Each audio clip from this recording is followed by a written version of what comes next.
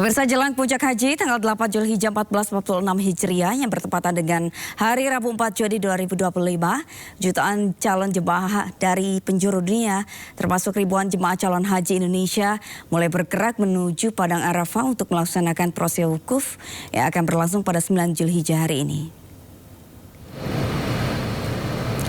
Sejak pagi waktu Arab Saudi, jemaah telah mempersiapkan diri dari hotelnya masing-masing. Keberangkatan jemaah menuju ke Arafah berbasis syarika, markas, dan hotel. Sejumlah petugas disiapkan melayani jemaah saat proses pemberangkatan, mulai dari memastikan jemaah naik bus yang sesuai hingga memberikan arahan kepada jemaah lansia atau yang memiliki kebutuhan khusus. Setibanya di Arafah, nantinya jemaah akan menempati tenda-tenda yang telah disiapkan dan tidak keluar tenda pada pukul 10 hingga 16 waktu Arab Saudi dikarenakan suhu ekstrim yang diperkirakan hingga 50 derajat Celcius. Jemaah diminta mengisi waktu dengan beribadah seperti berzikir, tadarus Quran serta mengerjakan amalan-amalan sunnah lainnya.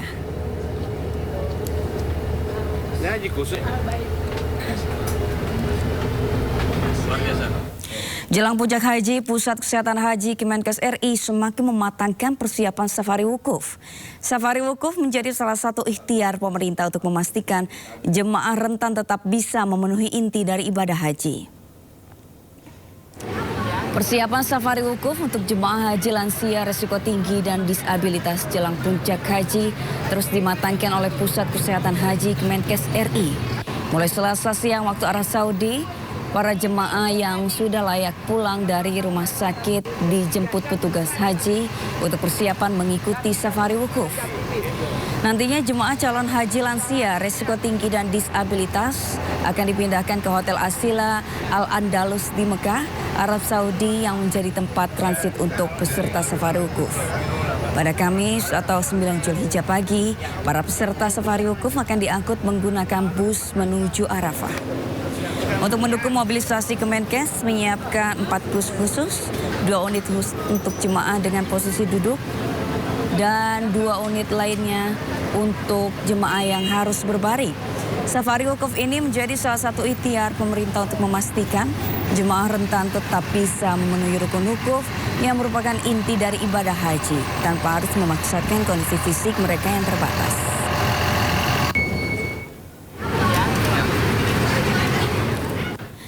Kementerian Agama menerapkan skema murur dan tanazul untuk mengurai kepadatan di Mina pada puncak pelaksanaan ibadah haji.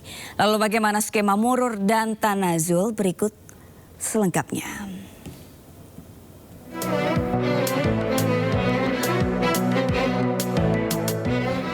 Setiap tahunnya jutaan jemaah dari berbagai negara datang ke Tanah Suci untuk menunaikan ibadah haji sebagai rukun Islam kelima. Untuk memastikan kelancaran ibadah haji, Kementerian Agama menerapkan skema murur dan tanazul. Skema murur merupakan salah satu inovasi dalam pelaksanaan ibadah haji. Dalam skema murur, perjalanan jemaah haji dari Arafah menuju Mina dengan hanya melewati Musdalifah tanpa berhenti atau turun dari bus. Skema ini dapat membantu jemaah haji lansia dan disabilitas. Murur pertama kali diterapkan pada sistematis pada musim haji 2024 dan terbukti membantu mengurangi kepadatan di Musdalifah. Sementara skema tanazul, bagi jemaah haji yang hotelnya berada dekat tempat lempar jumroh dapat kembali ke hotel setelah lempar jumroh. Skema ini meminimalisir kepadatan yang terjadi di Mina. Meski begitu, kewajiban bermalam di Mina tetap dijalankan sesuai ketentuan. Tujuan dari skema ini adalah mengurangi kepadatan dan resiko kesehatan akibat kondisi tenda yang terlalu padat. Dengan adanya skema murur dan tanazul, pelaksanaan ibadah haji tahun 2025 diharapkan berlangsung tertib, efektif, dan lebih nyaman. Tim Liputan iNews melaporkan. Jutaan umat muslim tengah bersiap melaksanakan puncak ibadah haji. Untuk perkembangannya sudah bergabung bersama kami salah satu jemaah calon haji asal Serang, Banten, Kang Rohman. Ya, Assalamualaikum Kang Rohman. Sejauh ini bagaimana persiapannya terkait persiapan fisik dan lain sebagainya? Ya, terima kasih Bu Sabrina. Alhamdulillah kami semua sehat walafiat. dan sudah berada di Padang Arafah nih. Pagi ini pukul 4 lewat menjelang subuh nih, Mbak. Lalu untuk kebutuhan logistik seperti apa? Apakah sudah tercukupi semuanya di sana? Logistik, alhamdulillah kemarin ketika kami baru datang, turun dari bis, langsung diberi logistik banyak sekali ya. Snack-snack gitu, kemudian makan siang juga enak ya, karena cita rasa Nusantara, Mbak. Alhamdulillah, kemudian juga fasilitas tenda di sini juga bagus ya. AC-nya bagus, kemudian toiletnya juga cukup memadai, alhamdulillah. Sehingga jamaah di sini tenang dan nyaman melaksanakan ibadah. Gitu, Mbak. Baik, Kang Roma, tadi Anda mengatakan bahwa tenda ini full dengan AC dan fasilitasnya baik. Bisa diperlihatkan kepada kami bagaimana fasilitas yang ada di dalam tenda sedikit? Bisa Mbak. Nah, saya dari luar nih, Mbak ya. Kelihatan nggak, Mbak? Oh ya, terlihat Pak dengan jelas. Iya, ini jamaah kloter 23 asal Kota Serang nih, Mbak. Jemaah kloter 23 asal Kota Serang, jemaah laki-laki ya Bapak ya di sana? Ini ada perempuan juga sebagian karena tenda yang satu itu full. Ya, jadi ada sebagian kecil jamaah perempuan juga gabung di jamaah laki-laki gitu. Coba ada sekat ya, ada pembatas dari ini ya. Oh, jadi kasur. Meskipun digabung ada sekat di dalam tenda ya Pak? Ya, ada sekatnya. Kang Rohma. Jadi, ya. Lalu mengingat di sana juga cuaca ekstrim, tidak hanya AC di dalam tenda, apa saja antisipasi lain terhadap resiko cuaca ekstrim, Kang Rohma? Pertama, dari pemerintah, dari Kementerian Agama sudah mengedarkan ya edaran agar jamaah tetap fokus beribadah dalam tenda. Ya, jadi tidak diperkenankan untuk keluar dari jam 10 sampai jam 14 ya. So, ya mungkin sampai jelang maghrib mungkin ya. Yang kedua, di sini selain AC, ber-AC ya juga di luar itu ada semacam semprotan air gitu, Mbak ya, yang bisa mengurangi suhu panas, Mbak. Jadi itu ada di beberapa titik, termasuk di dekat tenda juga ada. Lalu Kang Roman, selama menjalankan rangkaian ibadah haji, apa saja mungkin kendala yang Anda rasakan? Jadi Mbak, awal-awal itu kan memang banyak ini ya, komplain terkait dengan penerapan sistem 8 syariah ini ya. Itu diantaranya ada kawan kami yang berbeda, walaupun dia suami istri gitu, dia berbeda hotel. Kemudian ketika di Mekah ya, ketika masuk Mekah. Tapi kemudian itu bisa diatasi dengan baik ya. Ketika kami ke Arafah kemarin, itu tidak jadi masalah karena pemberangkatan ke lokasi wukuf di Arafah ini didasarkan pada hotel ya, tempat mereka tinggal. Kemudian juga nusuk ya, yang awalnya menjadi kekhawatiran kita semua, ternyata itu juga bisa diatasi. Misalnya dengan adanya visa haji, ya cukup menunjukkan visa haji untuk masuk ke Masjidil Haram. Kemudian akhirnya juga nusuk bisa dibagikan semua jamaah. Jadi alhamdulillah kendala-kendala teknis di lapangan itu bisa diselesaikan oleh petugas-petugas di Mekah maupun di Madinah. Kemudian teknis yang lain ya, yang terkait dengan misalnya perbedaan bis ya, yang tadinya suami istri beda bis gitu ya, menuju dari Madinah ke Mekah, itu juga bisa diselesaikan karena memang ya cukup cepat ya penanganannya gitu. Permasalahan di lapangan ini cukup cepat diatasi oleh panitia penyelenggara ibadah haji di sini. Baik, para jemaah ini akan menuju ke Padang Arafah. Lalu apakah ada arahan khusus yang diberikan kepada jemaah menjelang wukuf nanti? Arahan khususnya adalah agar kita fokus beribadah karena memang di Arafah ini, Pak, ada namanya Jabal Rahmah ya. Jabal Rahmah itu cukup menjadi magnet dan ikon dari Arafah ya, di mana mungkin setiap jamaah ini ingin ya berdoa di sana gitu ya.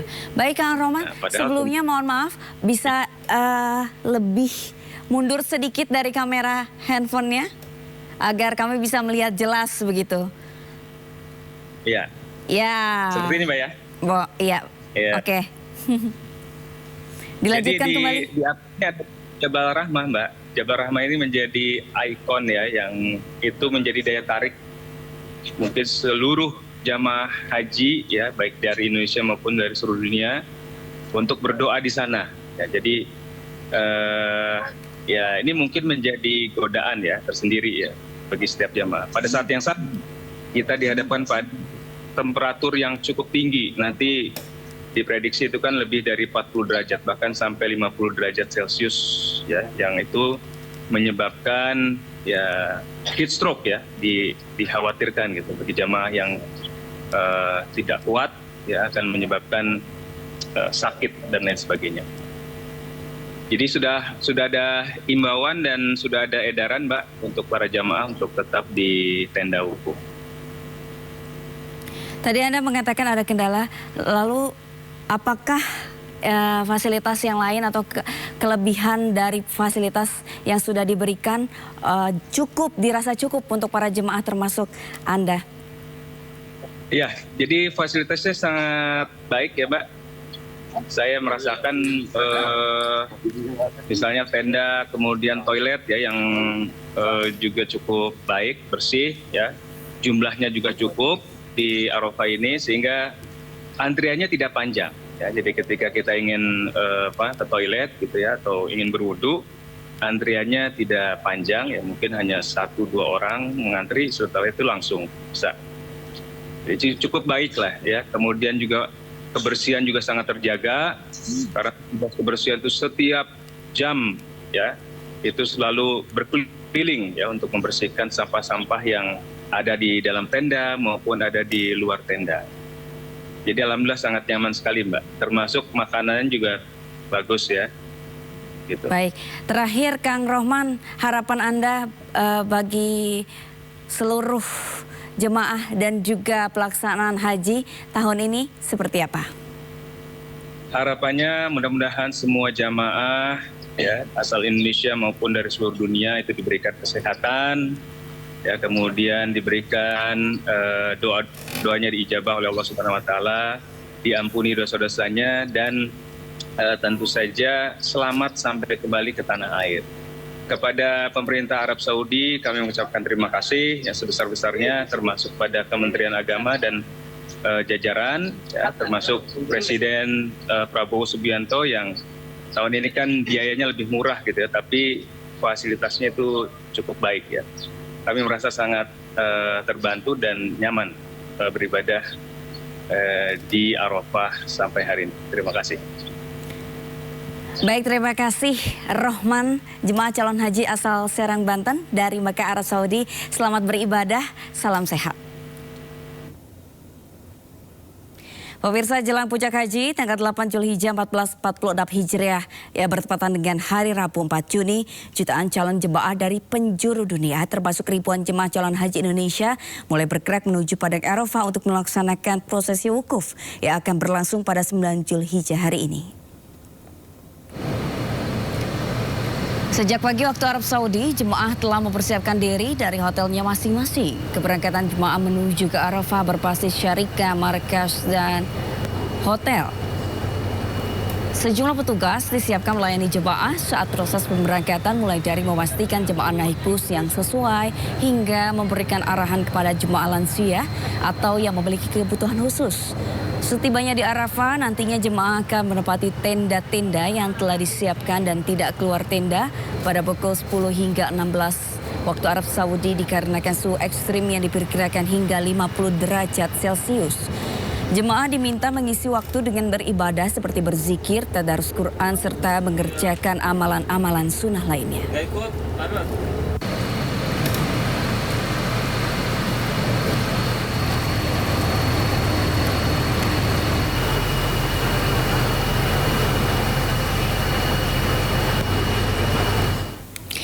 Ya pemirsa, ibadah wukuf adalah rangkaian puncak haji. Dan untuk mendalami rangkaian wukuf saat puncak haji, kita akan berdialog dengan Ustadz Najmi Fatoni yang sudah hadir bersama kami di studio. Assalamualaikum Pak Ustadz. Waalaikumsalam Mbak Sabrina. Pak Ustadz, wukuf menjadi puncak dari ibadah haji. Makna dari wukuf sendiri secara syariah seperti apa Pak Ustadz? Di dalam ibadah yang diperintahkan oleh Allah kepada Nabi Muhammad tahun ke-6 Hijriyah dikuatkan tahun ke-9 Hijriyah adalah haji dan umroh. Bedanya haji dan umroh adalah satu, yakni wukuf.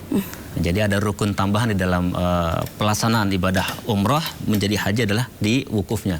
Al-Hajju Arafah, haji adalah wukuf di padang Arafah. Apa makna wukuf? Mungkin itu kan. Wukuf itu kan kalau kita artikan secara kebahasaan, Arafah asal kata daripada mengenal, Arafah, mengenal. Nah, ketika kita wukuf di padang Arafah adalah mengenal diri. Sejatinya kita siapa yang menciptakan, kemana kita akan kembali. Makanya ketika di padang Arafah selama kita wukuf, lebih banyak kita merenung diri dengan cara berzikir, meminta ampun kepada Allah dan memperbanyak menyebut nama Allah. Lalu bagaimana Pak Ustadz jika jemaah haji ini tidak bisa menjalankan wukuf karena keterbatasan begitu, seperti jemaah haji difabel yang tidak bisa naik ke Bukit Arafah, seperti apa Pak Ustadz? Tidak harus naik ke Bukit Arafah. Jadi yang terpenting kalau kita berangkat menjalankan ibadah haji, selama kita ada di satu kawasan Arafah, ya, tidak harus ke Jabal Rahmah yang tadi disampaikan juga. Ada himbauan dari petugas haji kita di sana, silahkan fokus ibadah di tenda, tidak perlu kita mengejar satu magnet namanya Jabal Rahmah tadi kan, sehingga banyak orang pengen ke sana merasa lebih makbul dan sebagainya. Yang terpenting adalah kita ada di kawasan Arafah, kita berdiam diri sejak bergesernya matahari dari waktu zuhur sampai terbenamnya matahari, maka sah haji kita. Nah, bagaimana bagi yang tidak sanggup, tidak bisa berada di sana, maka hajinya tidak sah. Itulah kenapa tadi dijelaskan oleh Kang Rahman ya, bahwa pemerintah juga mempersiapkan satu kendaraan yang biasanya digunakan untuk safari wukuf. Apa itu safari wukuf? Buat mereka yang lansia, yang mungkin dalam kondisi sakit, dimasukkan ke dalam. Kalau tahun lalu saya melihat bis bentuknya. Tahun-tahun sebelumnya itu sampai mobil-mobil kesehatan. Jadi ada bis bertuliskan safari wukuf jamaah haji Indonesia, itu mereka hanya memutar saja. Intinya di dalam bis berputar-putar, begitu sampai waktunya selesai, kita melanjut ke Musdalifah dan lanjut ke haram untuk melaksanakan tawaf ifadah atau ke tenda Mina lagi untuk mabit terlebih awal gitu. Baik, lalu Pak Ustadz, bagaimana asal usul wukuf di Arafah dalam sejarah Islam? Dalam sejarah Islam kan Nabi mengatakan khudhu anni manasikakum, ambillah dariku cara manasik kalian. Ya kan? Nah, sejarah Arafah sendiri tentu awalnya dari Nabi Adam alaihissalam yang kemudian mendapatkan hukuman dari surga kan, turun ke muka bumi, dipertemukan di Arafah, kemudian diperintahkan untuk bertawaf. Nah, Nabi Muhammad SAW merangkum seluruh rangkaian perjalanan para nabi, termasuk kan ada sa'i di dalamnya, di dalam rangkaian haji itu, sa'i dari Safa ke Marwah, Safa ke Marwah. Siapa yang pertama kali menjalankan? Itu kan istrinya Nabi Ibrahim, Sayyidah siapa namanya? Saya jadi lupa melihat Mbak Sabrina. Sayyidah Hajar ya. Sayyidah Hajar yang lari melihat putranya yang kehausan, Nabiullah Ismail alaihissalam, lari ke Safa, yang dilihatnya ada air, ternyata tidak ada, hanya Fata Morgana. Lari lagi ke Marwah terus berulang kali 7 kali. Nah, itu juga dijadikan satu rangkaian baik umroh maupun haji oleh Nabi Muhammad SAW. Artinya Nabi yang merangkum. Nah, siapa yang pertama kali melaksanakan perjalanan wukuf secara haji terstruktur seperti sekarang? Ya Nabi Muhammad SAW.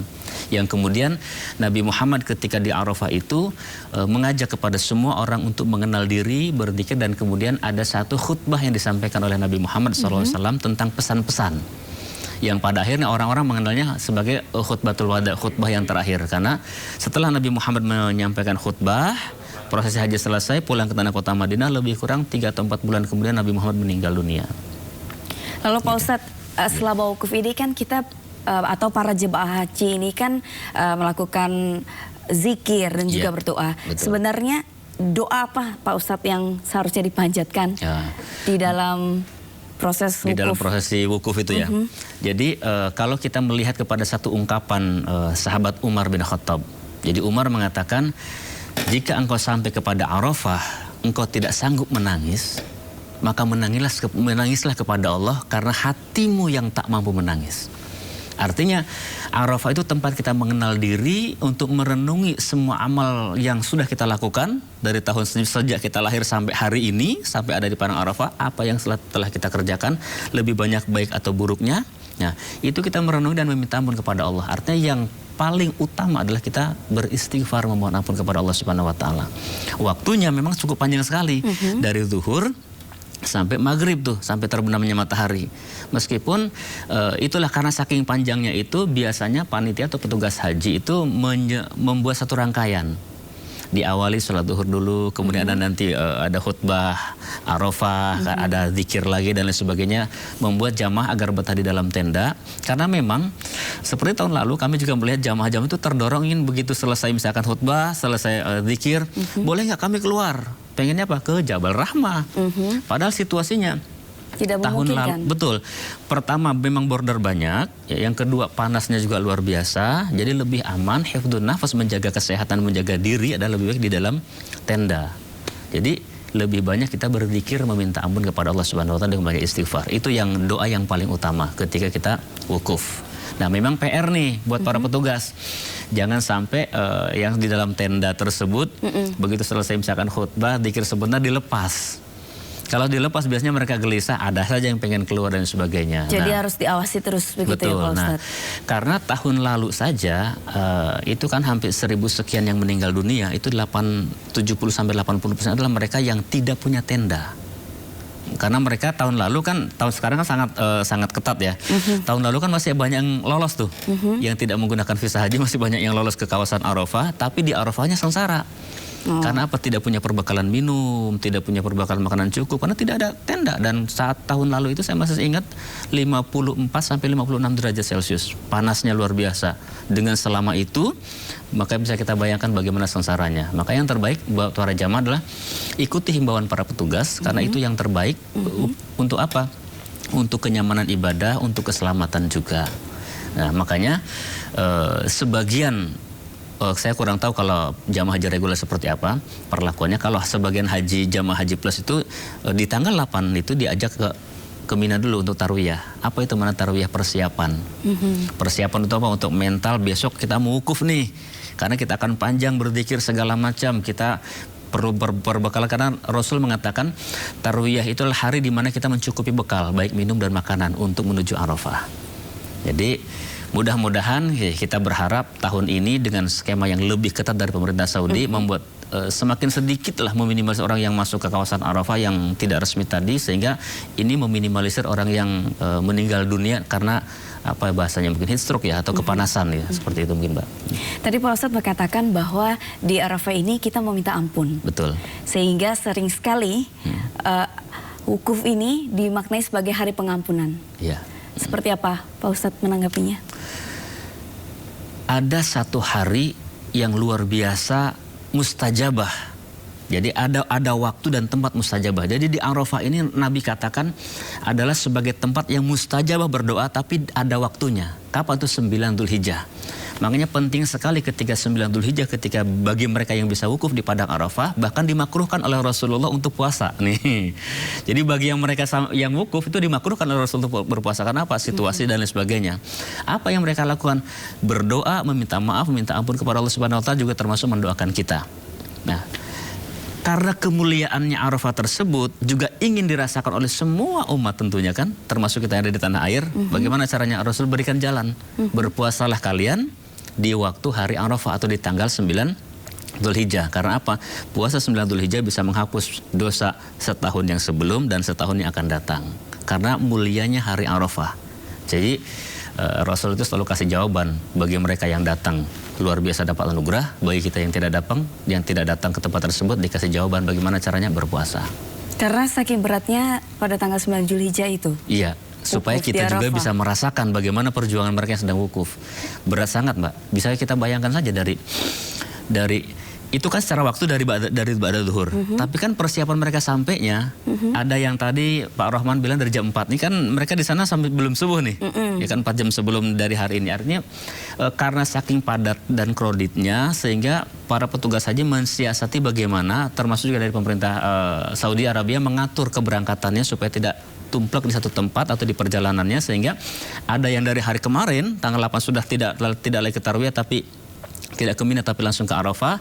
Ada juga yang dari habis subuh baru berangkat. Ada yang tadi Pak Rahman kita dengarkan jam 4 sudah ada di kawasan Arafah. Jadi panjang luar biasa. Nah, nanti pergerakannya juga kita perhatikan. Waktu wukuf itu kan ba'da maghrib selesai. Tapi pergerakannya juga diatur. Tahun lalu itu kami bahkan keluar dari Arafah itu jam 10 malam baru bisa keluar. Nah, skema yang diterapkan oleh pemerintah Indonesia yang tadi ada tanazul dan murur ini memang sangat membantu. Apa itu murur? Murur itu ibaratnya gini, ini tempat kita permisi lewat doang. Jadi kita menggunakan kendaraan masuk lewat. Nah, kalau tanazul itu jalur pejalan kaki, sehingga itu akan mengurai kemacetan, sehingga diharapkan adalah memperlancar proses ibadah dan mudah-mudahan utamanya hati terjaga, mabrur di hadapan Allah Subhanahu wa taala. Baik Pak Ustadz, nanti kita akan lanjutkan kembali dialog. Kita akan simak pemirsa informasi yang berikut ini. Menteri Agama Nasaruddin Umar memeriksa persiapan langsung fasilitas jemaah haji Indonesia di Arafah hingga Mina. Pada kesempatan itu Menteri Agama juga menyempatkan untuk mencoba alas tidur untuk jemaah di dalam tenda.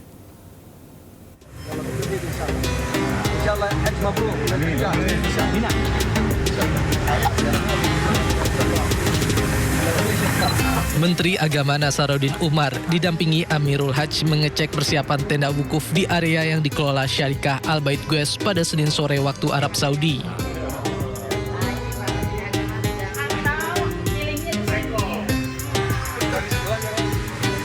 Usai mengecek tenda, Menteri Agama dan rombongan mengecek toilet dan ketersediaan air.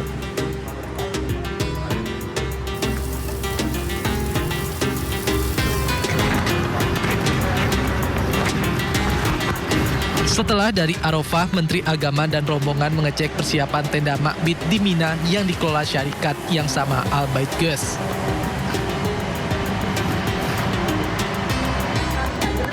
Menteri Agama juga memberikan kritikan bahwa kasur di Arafah kecil, meski kasur tersebut tidak ditinggali berhari-hari.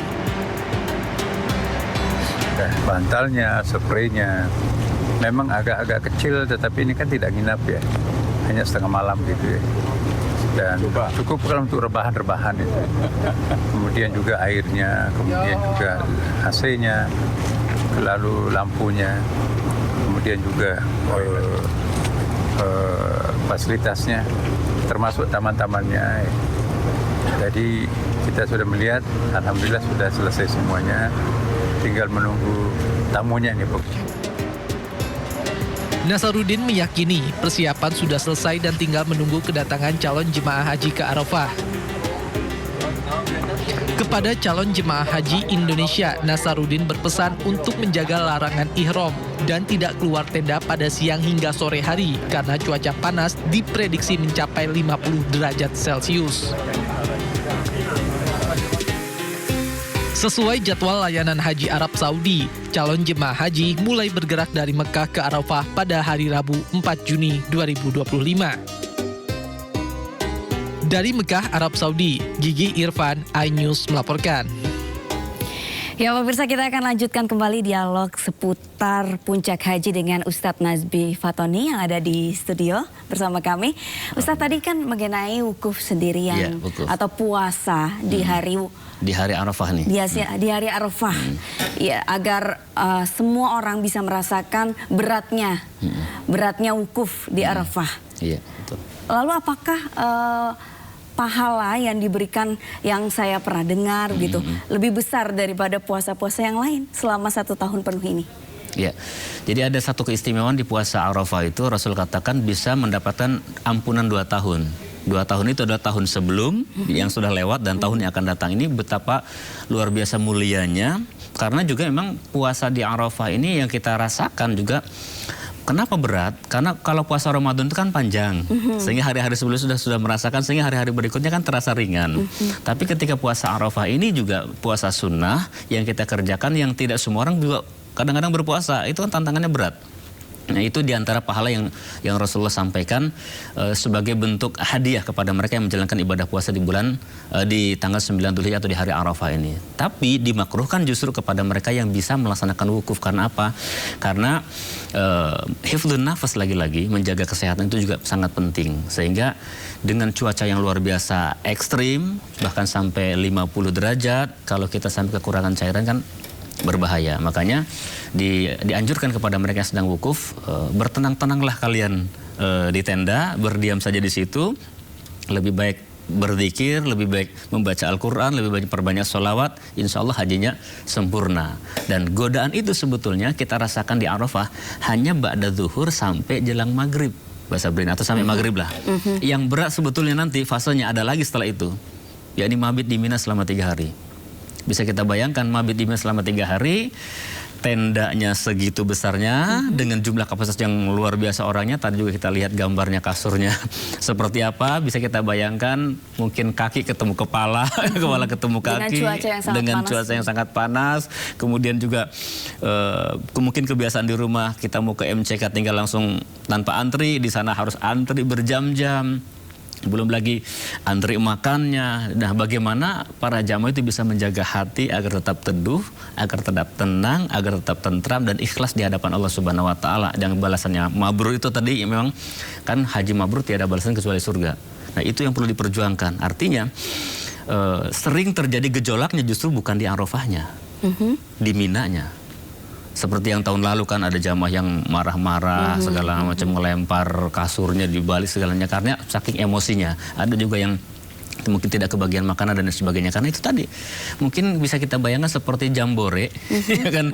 Jika kita sedang pramuka dengan tenda yang kecil harus antri dan lain sebagainya. Sementara kalau jambore kan siswa semua. Kalau haji ini kan dengan mungkin tingkat kelas sosial yang beragam, ya kan, sehingga itu butuh effort yang tinggi untuk menjaga hati.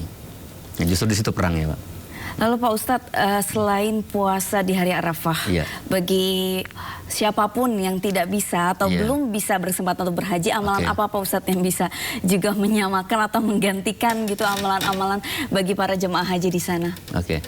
Bagi kita yang di sini? Iya, bagi kita yang di sini, apakah ada amalan yang bisa diamalkan? Amalan-amalan utama diantaranya, haji itu juga identik dengan Idul Kurban. Ya kan, yang dicontohkan oleh Nabi Ibrahim alaihissalam.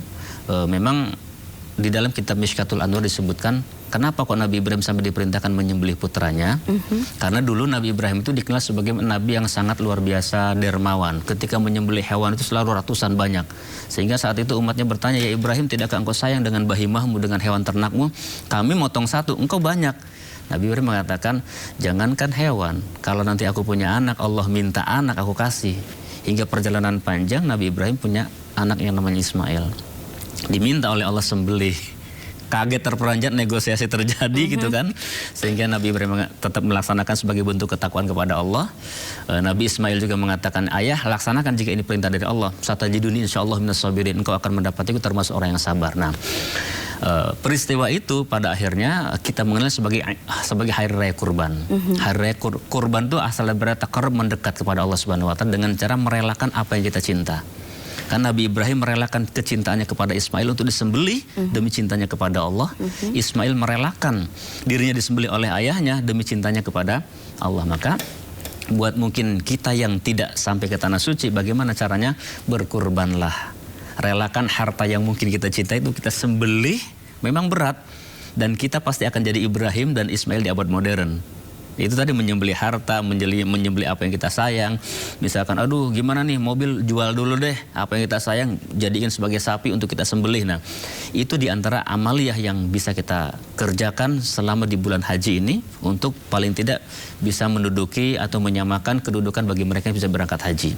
Berkurban, banyak bersedekah, dan jangan lupa di hari Arafah ini juga meskipun di tanah air kita banyak-banyak istighfar, minta ampun kepada Allah Subhanahu wa taala sambil menjalankan ibadah puasa tadi. Baik, Pak Ustadz, juga ada yang bilang bahwa kita balik sedikit ke puasa tadi ya Pak Ustadz. Puasa 1 hari bisa menggugurkan dosa-dosa di 2 tahun belakangan. Terus saya pernah melihat Pak Ustadz komen-komen di sosial media. Oh berarti kita gak usah puasa Ramadan atau puasa sunnah, karena puasa sehari saja sudah cukup menggugurkan dosa-dosa 2 tahun ke belakang. Bagaimana tanggapannya Pak Ustadz? Kalau puasa Ramadan itu rukun. Rukun Islam ada 5. Makna rukun sendiri adalah perkara pokok yang harus dilaksanakan. Kalau ada yang tertinggal maka tidak sah sebagai syarat sahnya. Nah, sholat saja ada rukunnya. Ada rukun ucapan, ada rukun gerak, ada rukun hati. Satu saja tidak dilaksanakan, contoh rukun ucapan Fatihah. Sholat nggak baca Fatihah maka tidak sah sholatnya. La sholata liman la yaqra'ul Fatihah. Rukun Islam ada 5. Syahadat, sholat, zakat, puasa. Kalau puasa nggak kita tunaikan, berarti kita bukan agama. Nah ini kaitannya kepada rukun, sesuatu yang harus ditunaikan. Jadi tidak boleh kita menganggap kita kan sudah diampuni itu kan setahun yang akan datang. Udahlah nggak perlu Ramadan lagi, tidak bisa. Karena beribadah kepada Allah juga menuntut kepatuhan. Karena sempat ada diskusi yang menarik nih dengan salah satu jamaah haji dari MNC waktu itu sempat bincang. Ustaz, ini kan kita dari Mina ke Lontar Jumroh, Jamarat kan lumayan jalannya. Bisa nggak sih nggak kita laksanakan, titip aja? Titip bisa sebetulnya. Tapi kenapa kok tetap kita mau melaksanakan meskipun jalan berangkat mungkin kadang 7 kilo, pulang 7 kilo. Dia memahami, oh ini kepatuhan. Allah perintahkan demikian, kita mematuhinya. Nah itu juga kawan punya makom tersendiri, ya kan? Kenapa iblis pada akhirnya ditetapkan sebagai penghuni neraka dan abadi? Karena semua diperintahkan Allah untuk sujud kepada Adam mau, iblis tidak mau. Jadi kalau bicara soal kecerdasan ada banyak keterangan katanya iblis lebih cerdas daripada Adam. Ya kan? Tapi karena dia tidak patuh kepada perintah Allah, maka dia termasuk orang yang disingkirkan daripada surga oleh Allah Subhanahu wa taala. Nah, artinya dalam beribadah juga kita dituntut kepatuhan. Tidak bisa kita mengambil satu kebaikan meniadakan kebaikan yang lain. Apalagi ini hukumnya sunnah dan wajib. Puasa Ramadan adalah wajib, puasa Arafah adalah sunnah. Gitu. Yang kalau ditunaikan punya keutamaan tadi, kalau ditinggalkan pun kan sunnah tidak berdampak dosa kepada kita, hanya rugi saja kalau kita tidak amalkan. Baik, Pak Ustadz, berbicara haji secara keseluruhan, bagaimana dengan umat Muslim yang mungkin sampai akhir hayatnya atau sampai tua ini tidak memiliki rezeki untuk berangkat ke tanah suci? Amalan lain apa Pak Ustadz yang bisa menggantikan ibadah haji? Nah, baik, ini penting sekali betul. Yang rukun Islam tadi kan yang terakhir adalah haji. Nah, bagaimana dengan kita yang tidak sanggup berhaji? Iya, karena haji jika mampu Pak Ustadz. Jika mampu itu kan kalimat lanjutannya. Kalimat pertamanya kan walillahi ala nas hijjul bait, sempurna. Jadi kewajiban manusia kepada Allah haji ke Baitullah, itu perintahnya. Man istata'a ilaihi sabila kan belakangan, ya kan?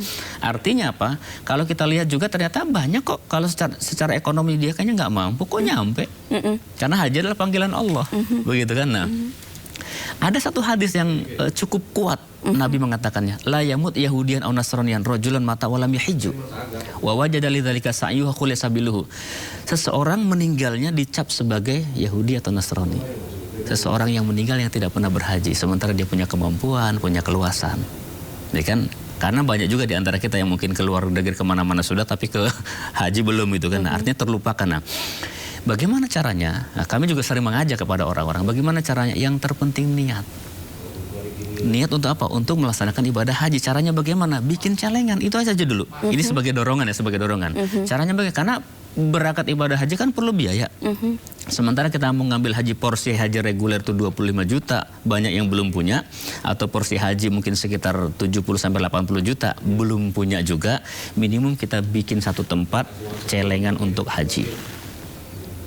Ya kan? Mampunya 500 per hari, 500. Mampunya sebulan 5.000, 5.000. Diniatkan, ya Allah, aku ingin memenuhi panggilan untuk berhaji, ini celengan saya. Karena itu menuntut istitoah tadi kan, udah celengin aja di situ. Sehingga kalau nanti kita meninggal dunia, kita masih punya cukup alasan. Ya Allah, saya sudah siapkan, tapi belum cukup, engkau sudah panggil dulu. Nah, diantaranya juga apa amalan-amalan yang bisa mengimbangi pahala haji. Ada dikenal kita namanya sholat isyraq. Apa itu sholat isyraq? Sholat yang dilaksanakan selepas sholat subuh. Kita nggak kemana-mana zikir sampai tiba waktu isyraq. Isyraq itu adalah waktu awal munculnya matahari. Ya, jadi kita tunaikan sholat isyraq 2 rakaat, maka mendapatkan pahala haji sempurna kata Rasul. Itulah juga jawaban bagi kita secara ekonomi mungkin belum mampu, kita laksanakan itu. Kita ambil pahala hajinya dulu minimum, sambil kita niat bismillah nyelengin, insya Allah sampai. Baik, terima kasih Pak Ustadz atas dialog kita pada hari ini sama-sama. tentang haji, puncak haji, dan juga wukuf di Arafah. Salam sehat Pak Ustadz. Dan pemirsa, tadi baru saja kita simak dialog bersama dengan Ustadz Nazmi Fatoni di studio tentang bagaimana persiapan atau puncak haji di Arafah pada hari ini. Kita ke informasi selanjutnya pemirsa. Ya pemirsa, kami masih akan kembali di Breaking News persiapan puncak haji pada hari ini. Breaking News akan segera kembali.